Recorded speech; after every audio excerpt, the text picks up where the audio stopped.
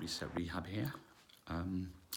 What I had planned to do was have an integrated website and YouTube channel before I put all of this out there. However, things were slightly short-circuited when I tried to, my surgeon had asked me to create a video which charted my recovery because of how, in his words, it was contrary to conventional wisdom, i.e. the speed and success of my recovery. So I tried to load it onto Facebook to share with a friend of mine over in the States who was also recovering from brain surgery. And it inadvertently posted on my Facebook timeline, and within less than 4 days had about 8,000 views. So I've been inundated with requests and questions off the back of that. So just to try and get something up and available while interest seems to be at its highest, and certainly is outstanding questions, I want to, what I'll do here is I'll run through the entire sequence, explaining each step and sort of how it all fits together.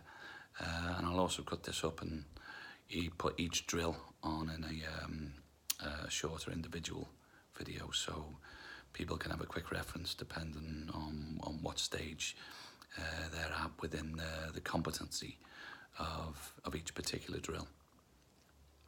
I'll talk about how the whole thing fits together, what its philosophy is and how it works.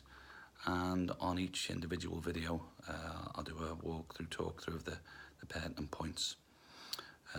Like I said, this is a quick reference to get something out there whilst all of the questions have recently been asked. Later videos I get on will hopefully be a little bit more polished. There's so much detail that can be put into each particular step. But one of the beauties of it is its simplicity. If you're not looking to try to kick the arse out of the science on it all and just play it as you see it, which in a lot of the ways is the way it should be done, you can just look at these videos and follow it. However, there'll be plenty of follow-ups on the individual stages and a couple of random musings and some navel gazing as well, I expect.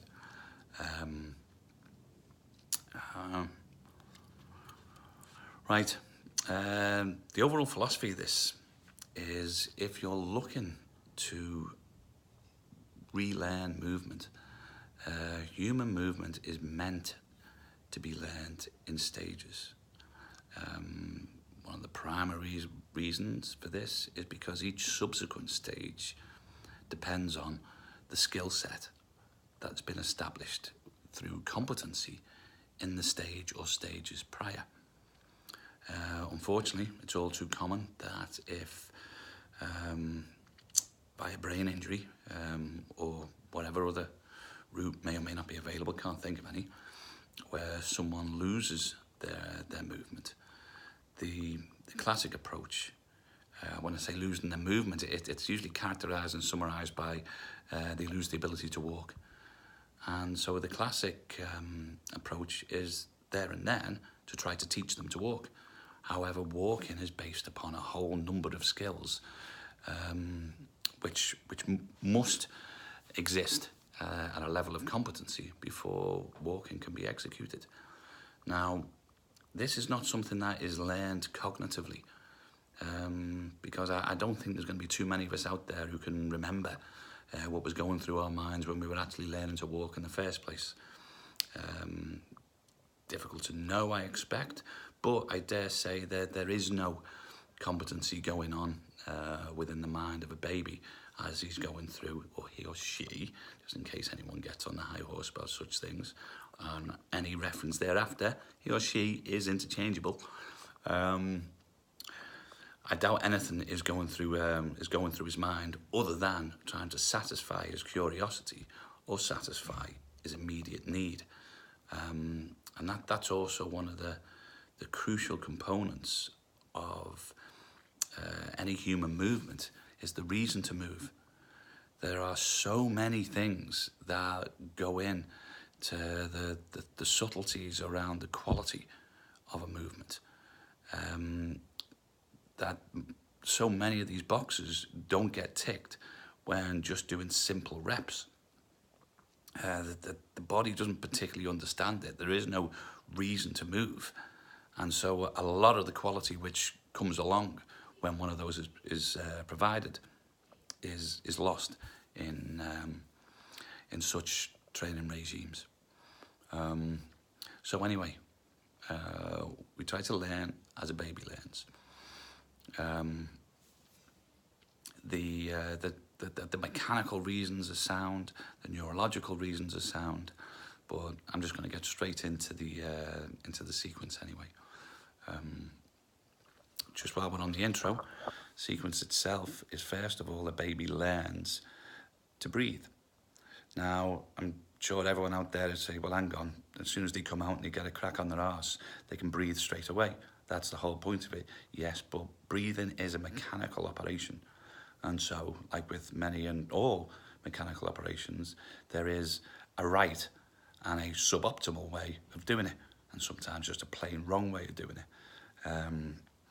And so it's over those first few months that the baby establishes those correct breathing patterns. So what does a correct breathing pattern do? It starts to facilitate core stability. And well, that's pretty much it, and what an important thing that is. But also establishing a correct breathing pattern, one of the benefits that brings is that it's not incorrect. Now, an incorrect breathing pattern, given that we breathe, a reasonably fit person is going to breathe a ballpark 10 times a minute. Wrong? Yes, sorry, it will be 10 times a minute, which is then going to be 600 times an hour, which is then going to be, I'm going to have to go ballpark on this, it's going to be in excess of 14,000 times a day. Now, 14,000 inappropriate muscle twitches is going to have an overhead. So, when I reckon a good 90% of people in the Western world now either complain of headaches and or stiff shoulders, it's because they sit down too much, have been sitting down for too many years, they've had their diaphragm shut down from said inappropriate or suboptimal breathing patterns, and then they start breathing with their chest, neck and shoulders, and then all of those problems are going to come. But anyway, after the breathing's established, the baby adopts what I'll refer to as a Cobra pattern, which is pushing itself up supported. It then establishes the lumbar curve and the cervical curve, starts getting some strength in the arm and shoulders to be able to support the weight. Next in line comes the ability to roll, be it either leading with the arm or leading with the leg. Now that is hugely important because it teaches dissociation between the shoulder girdle and the hip girdle. Why is that important? Well, because when you walk, it's left hand forward, right leg forward. So the shoulders and the hips are going in opposite directions, but most notably through a stable spine. If you haven't got that ability and then you start trying to teach someone to walk, well, they're going to be tick-tocking. The right arm's going to go with the right leg, left arm's going to go with the left leg. They haven't been taught the complex skill of being able to dissociate, especially whilst moving and weight bearing through the hips on 2 points of balance. They're all of the reasons why going straight in and walking is going to be way too ahead. So rolling is going to establish that dissociation. That dissociation is then going to be essential for the next pattern, which is trying to crawl. Now with the Cobra, we've already established the lumbar curve and then the strength to support the upper body in the arms. And then going up into the crawl, we're starting to support the hips through 2 points of stability or there were a reduced overhead, so a reduced weight, and a lowered centre of gravity because you're only on your knees, you're not up on your feet. But then, as well as that support, you're able to dissociate the shoulder girdle and the hip girdle when you start going into that crawling pattern. Now, if you stand up and mimic crawling, you'll see how that crosses over straight into walking. However, after the crawling phase is also going to come a transition to standing, and then there's also the squat pattern to put in there. Now, the transition to standing, a huge component of that, if you're trying to regain your movement, is a reason to move. What I did for 2 weeks post-surgery, immediately after my surgery, I couldn't even crawl. I'd lost the ability to walk prior to surgery through a brainstem bleed and stroke. And so I took the inability to walk into the surgery and come out of the surgery without the ability to even crawl. So I had to establish those patterns. But after my discharge from hospital, I didn't even try to walk. I crawled everywhere. And so what that meant is when I crawled to my destination, got there to do something useful, I then had to come upright onto my knees, which I'm calling a transition pattern. Now, coming up into tall kneeling then teaches the pelvis to stabilise on 2 points with a higher centre of gravity than when it was crawling. And that was also balancing on 4 points. And then also, if you then want to try to come to standing, you will then go from the tall kneeling into what might be called half kneeling or split stance or a lunge position, where then, once again, you're teaching the hips to stabilise in a split stance position, i.e. asymmetrical, but also, once again, with that lowered centre of gravity, and you're getting that reason to move. And then you're going to go from split stance into standing, and then the standing's also going to be able to facilitate, well, it's going to open the door for being able to squat. Right, so there's the summary.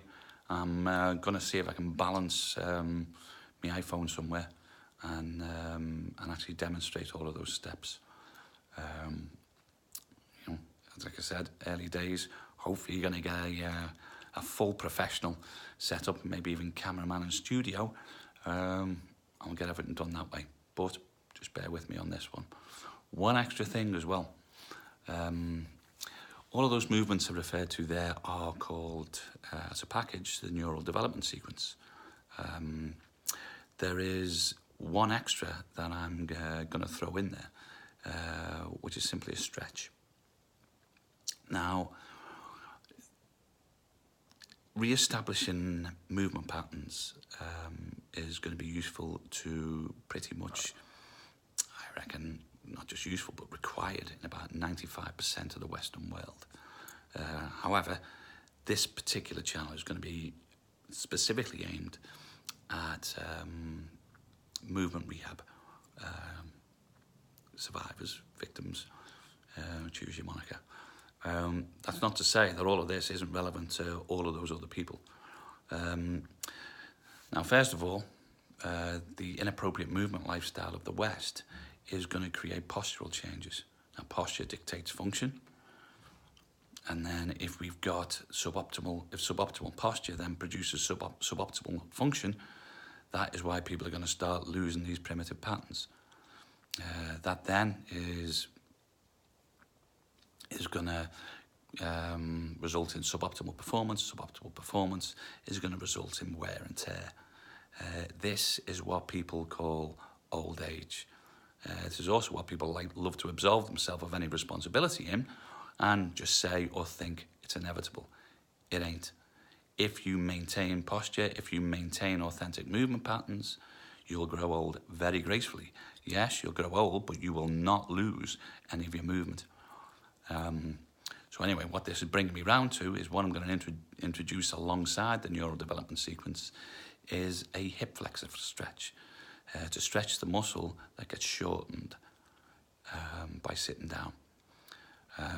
If this can compromise the healthy population or the movement loss through brain surgery population, well, it's going to be pretty damn essential to said brain operation population.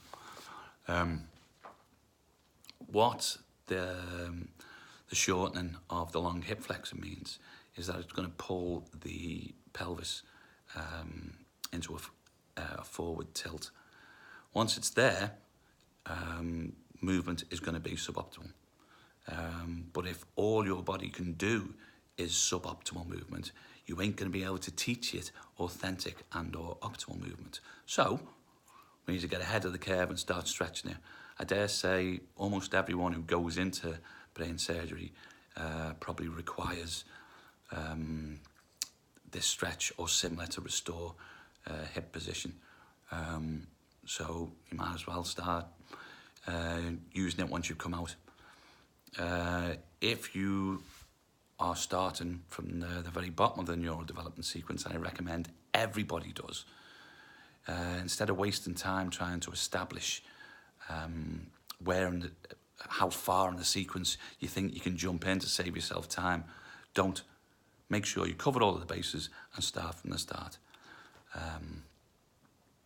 And so whilst you're trying to gain competency in breathing, rolling and crawling, you can also simultaneously be executing this stretch. So hopefully by the time you've got competency in those patterns, when you're trying to go into a full hip extension position, that short rectus femoris isn't going to compromise it. So what I'll do, see if I can set this up first of all to show that stretch. Bear with me on this one.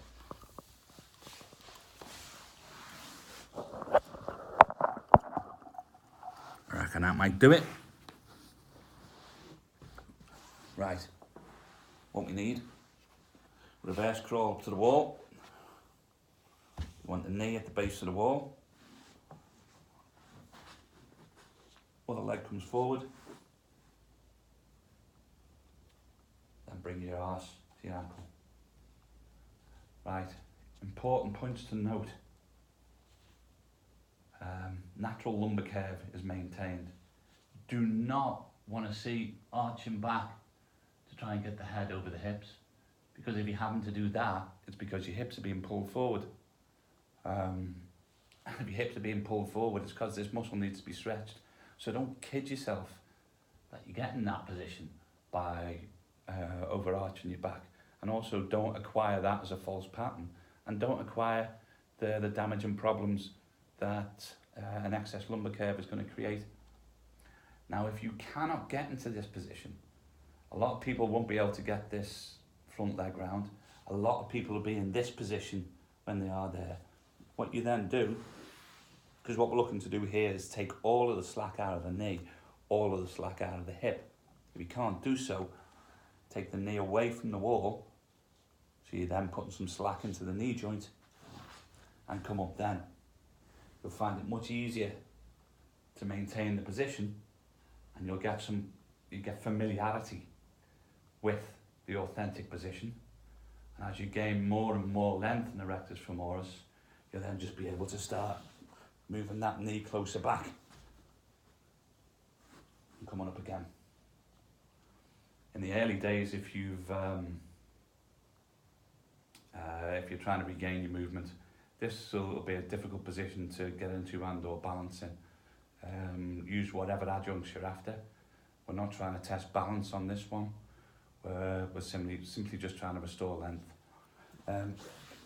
Obviously you do it both sides, but this is just for brevity, and so we'll do a specialised one on that as time comes. Let's see where we can go. Gonna be blinded by the light over there? Yes, you are. Good change.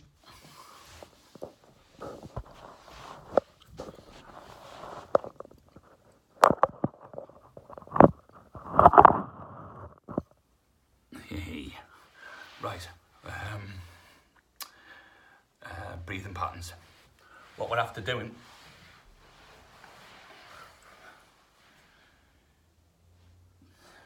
after breathing into the abdomen. We want to be inflating the sides. We want to be inflating the rear. If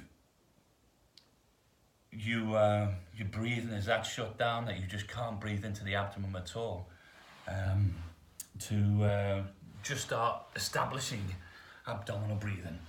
By all means, start breathing out into the stomach so the stomach comes up. A good way to hold that thought.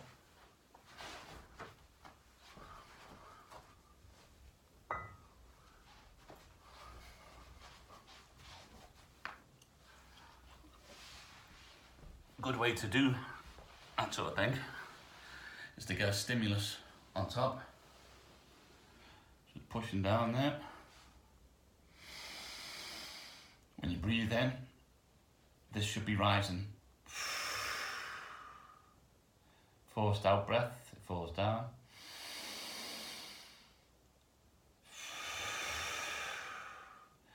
Now you're not lifting this up by arching your back. You're lifting it up by the belly being inflated. Actually, the opposite of arching your back, you should be breathing into the back area, and that should flatten out a little.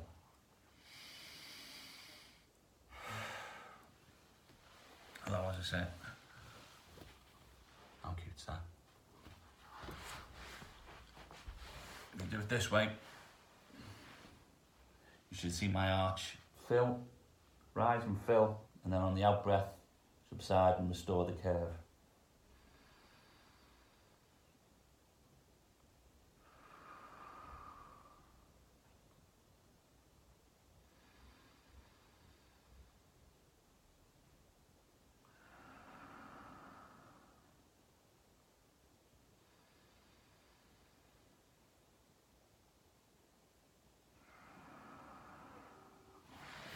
There you go, that's breathing. Now, the Cobra position. Full abdominal breath in.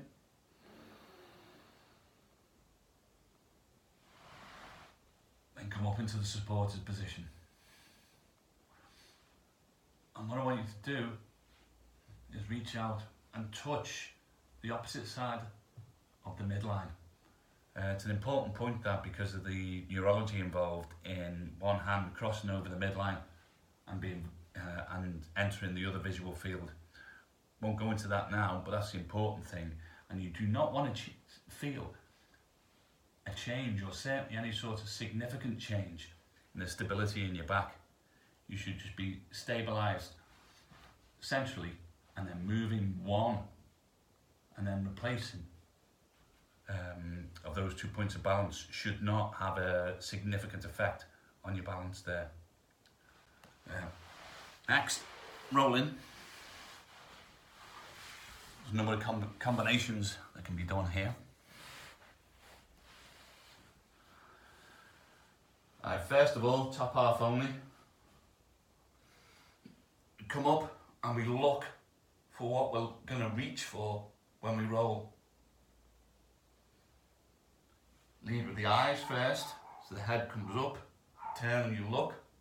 You can also use your tongue as a cue, and that should point into the upper molars of the side you want to turn to. You're going to reach. The arm is going to go up, the arm you're rolling on is going to go up and reach up but pull into the socket and create an axis to roll on. Remember, the lower half is totally dormant. You're going to look at the position you're going to reach to, and you're going to come over. Now look at how my legs have stayed crossed over. This is because the hips have not actively turned at all. They've been dragged over by a rotating spine. And there we go. When you finish in that position, turn the head, lead with the eyes and the tongue, and then lead back. Next one is leading with the legs. Arms go above the head, but don't move now. Although we are going to maintain this axis to rotate on. Leg comes over, rotates down, foot touches, or even if it doesn't, once it's gone to the extent it's going to rotate to, you then push through the heel and away, and that will pull it over. Then when we come back, the leg comes up, rotates, the leg continues trying to come up, and that will bring you over. As soon as the heel touches, then push down through the heel, and that bring everything over. And we're going to go into crawling. First of all, just maintaining the quadruped position. And then, well, first of all, you can just do normal crawling. Crawling forward, crawling back. It will work if you give yourself an objective of something or somewhere to crawl to. Just up and down in a straight line is not really going to start building extensive neurology, although that might be all you're capable of. First of all, a drill to help the crawling. As I think this is referred to as either bird dog or Superman, but call it whatever you like.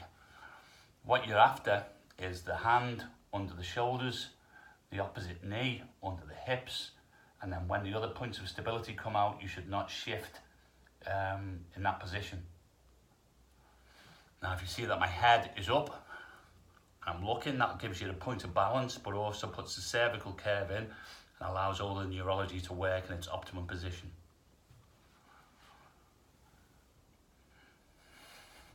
Another variant, I believe it's called creeping, which is like the crawling position, but with the knees up. Again, crawl around. Another variant, bear crawling. We can get, you're pushing your hips to the ceiling. Now I want to see you doing real expansive strides. So I'm reaching forward with the right hand and with the left leg, and then you can see the left foot lands where the left hand was. Same now if you can see this right hand, is this one here. As I come over, you can even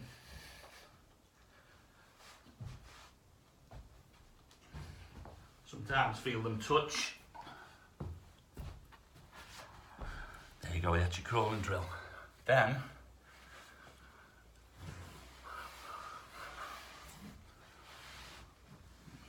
you start having a reason to move. Crawl over to something, and then you come up and look and try and do something useful with it. But then from this position, you're going up into tall kneeling, down.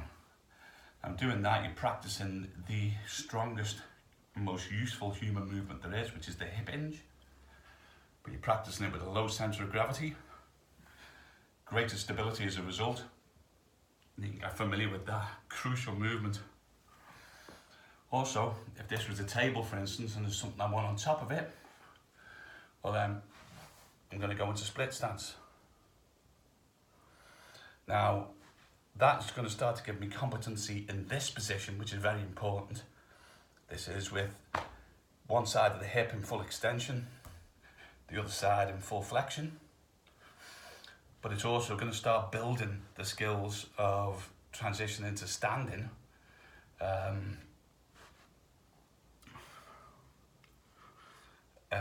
And also it's a precursor to walking. When you walk, you have this asymmetrical stance through the hips. Now when we're going to go to standing, we're going to shift our body weight forward because we're going to drive through the heel. In driving through the heel, we're going to be able to initiate the glutes. And putting the weight forward means we're going to shift the centre of gravity over the base of support, and then we're just going to drive up vertically. There you go. And then it's another acquisition of skill set to come back down. When I'm coming back down, I'm getting a bend in the knee of what's going to be the supporting leg. So I'll call that a soft knee.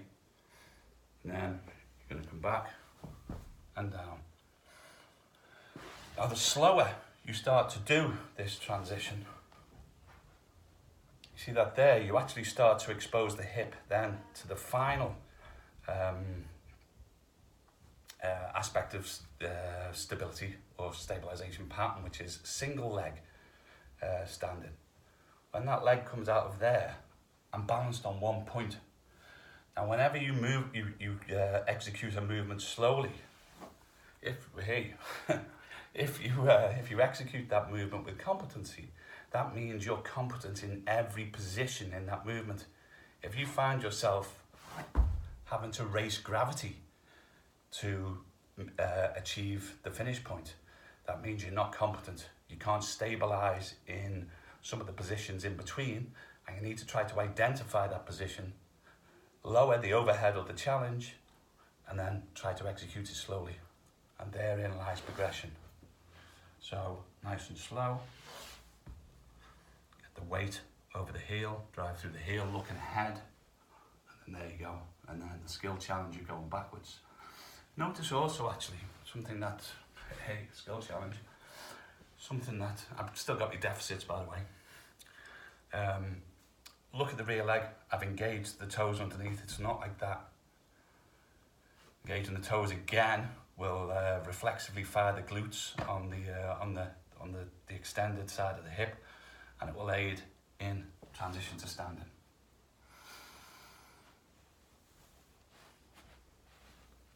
Pay attention to your breathing patterns as well when you're doing this. Like I was saying, authentic breathing aids stability.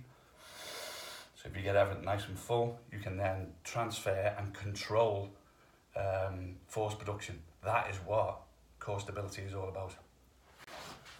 And then once we've got all of that, the final pattern is the squat. You should be able to come down, keep your heels on the ground, be comfortable in that deep squat position. Now, I would suggest something like, again, maybe even 80-90% of the population can't maintain a comfortable deep squat position. A lot of those will say it's because of their age, which is utter nonsense. If you go to somewhere like the Kalahari, a lot of third world countries, you're going to see, basically you go anywhere that doesn't have the Thomas crapper. If it doesn't have Western sanitation or a sit-down toilet, this is how people go to the toilet at least once a day, regardless, irrespective of their age. And so if they can get down in that position, it is not age that takes this away from you. You don't lose movement through getting old. You get old through losing movement. Yeah. Here endeth the first lot of lessons. See you soon. Just fire any questions down, and I suppose just to aim off for these litigious times, this is not medical advice or instruction. This is me just relaying my experience of my movement recovery following brainstem bleed and stroke and surgery to remove a cavernoma from my brainstem. Cheers all.